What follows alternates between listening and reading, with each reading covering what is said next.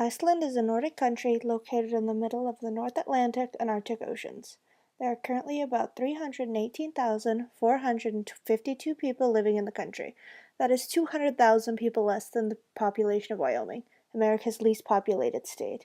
It is the most sparsely populated country in all of Europe. Reykjavik is the capital of the country and the home to about 120,000 of the country's residents. It is the nucleus of the cultural, social, and economic activity for all of Iceland. It was declared the capital of the country in June of 1944 when Iceland received its independence from the Danish. After receiving its independence from the Danish, Iceland established a constitution that called for the freedom of speech for its citizens, and that includes the media. They are guaranteed complete freedom of speech by their constitution and are one of the freest presses in the world. Iceland is currently ranked 8th on the Press Freedom Index. Iceland is a constitutional republic with a multi-party system. The head of the state is the president. The president is elected for a 4-year term by popular vote with no term limit. Iceland is arguably the world's oldest parliamentary democracy, with the parliament established in 930.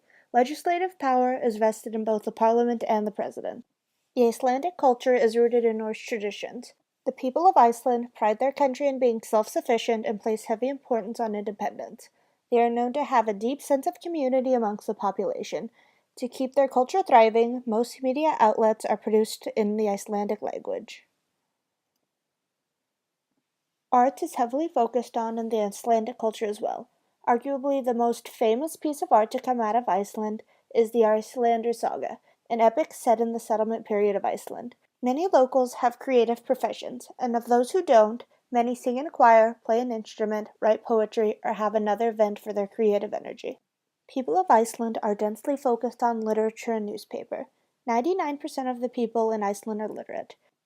There are currently 7 newspapers published in Iceland. They consist of morning and evening dailies and weeklies. 96% of the Icelandic population read a newspaper daily. The largest newspaper in Iceland is seen here. It began in 2001 and it is printed Monday through Saturday. It is delivered to the homes in part of the country free of charge and is entirely reliant on advertising revenue. It has been suffering because of the current downturn in the advertising market.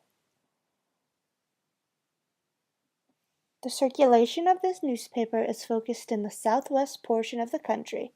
It was initially not meant to be published on Mondays, but when they began to deliver free of charge, they developed a Monday edition.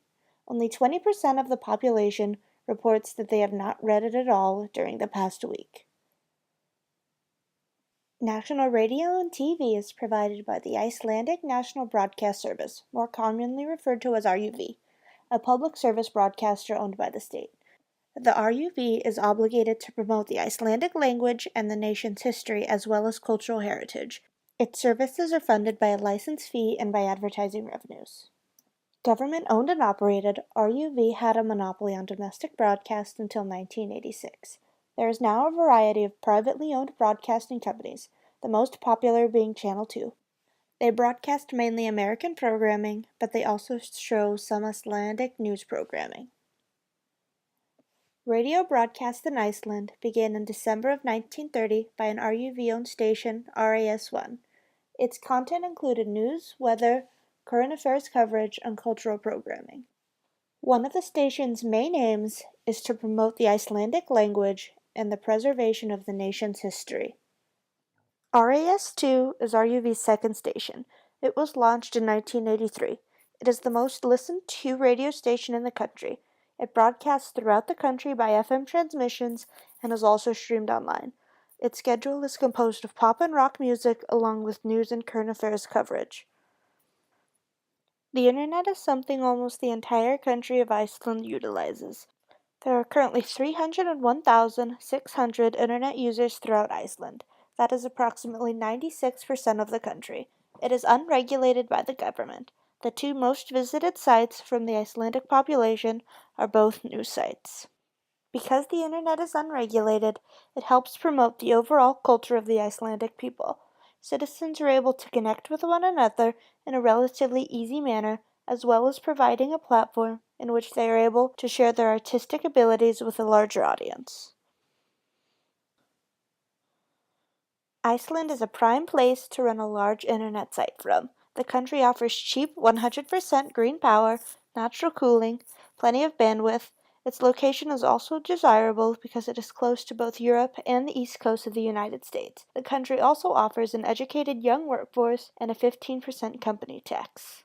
One of the world's most controversial websites came out of Iceland.